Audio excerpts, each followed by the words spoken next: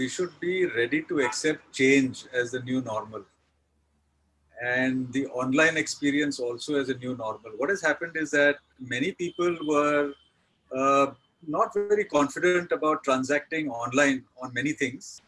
And in the pandemic, in the lockdown, they've been forced to go online. Not very different from demonetization. Many people did not want to use debit cards and online currencies and stuff like this.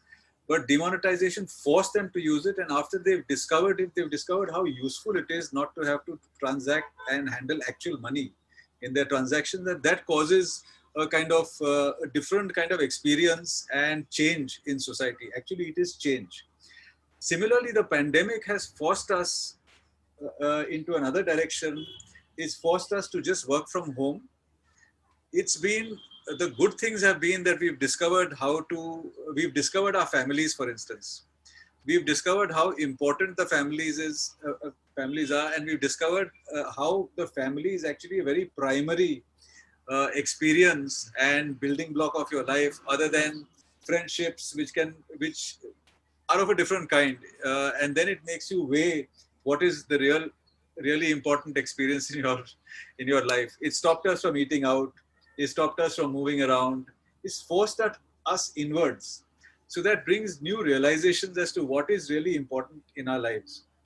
Okay. Similarly, what has happened is that it's made us reevaluate how we exist and how we function and how we deliver value in society, right? That means both in our own work and for students, I would say, in education, and for professionals in their own work. Because now that you can't go out, you have to think of yourselves differently. How can I make myself more meaningful to society and to the market? Because if I make myself useful to the community, then I get paid and the community will support me. So I've got to think of myself in ways that the community finds meaning in my interaction. Many a time, many people used to go to work and not be very effective or very efficient.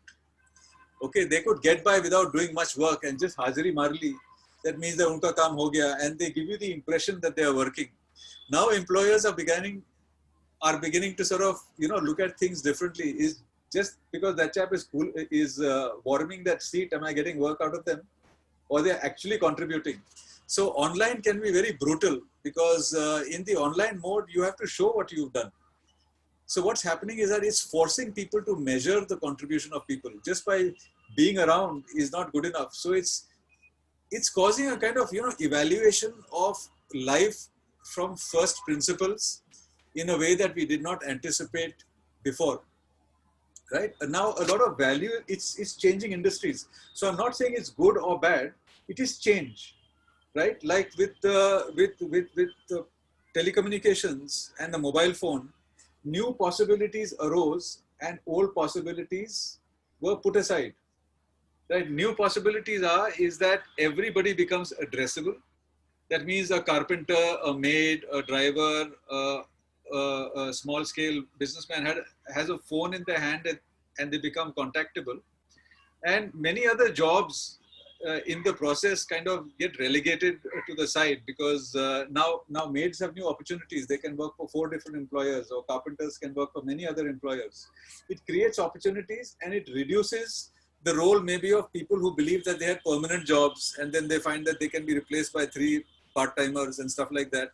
You're increasingly seeing a gig economy out there, right? Where people are not tied to one job or one employment. They can do multiple employments, right? You're finding a new role for aggregators of various kinds, whether it is of transportation. So many things that used to be a product that you needed to buy, right, and sell as a product, like automobiles. Transportation used to be sold as a product in the past. Now transportation is sold as a service. You Uberized it, right? That you own that car for that half an hour that you use it. So the same thing which used to be a product in the past, people have realized that अगर दूध चाहिए है, for instance, गाय रखने की जरूरत नहीं है घर में, right? डेयरी से ले लो 1 बोतल, अगर पार्टी हो रही है तो 10 बोतल ले लो, और जब नहीं लेना है तो मत लो, right? So things are becoming on demand, and this online culture is playing a very important part in this. And one more thing is that people are also studying how they can make their lives meaningful in a context where they are available only online. So like for instance, teachers, education, right? Even food for that matter, right? You'll notice that because people can't go to restaurants, every household has become a potential restaurant because it's become addressable, right? And Swiggy is making it possible to connect a person who has an ability to cook with the market that wants the food in a very intimate and a style that would never have been able to manifest before. So I'm saying that with every technology comes people who are able to use that technology. It creates new opportunities, right? And people who are going to get affected by it in that their monopoly on some jobs or employment and all that is going to disappear. Like restaurants will have a weaker hold because most restaurants have been severely challenged by the lockdown, right? Many are going out of business, they're losing their staff and stuff like that. But these guys who are working from home and creating opportunities like Swiggy, Scootsie, all these kind of things they can plug into. And now you have homes, right? They cook for you, they have a menu online, and they deliver through these hyper local couriers. Like in Bombay, we have VFast, and I don't know what you have in Delhi. But so I can cook, I offer my services so that there's this whole new kind of gig economy which is happening, and people are beginning to wonder, do I need to have all this staff to run my organization? What can I outsource, right? And if I don't need all this staff, do I really need that office? हम लोग सब घर से काम कर रहे हैं, सब कुछ ठीक जा रहा है. In fact, things are being more effective in some ways if you look at it, right? So why not continue this and reduce my rentals, bring my costs even lower?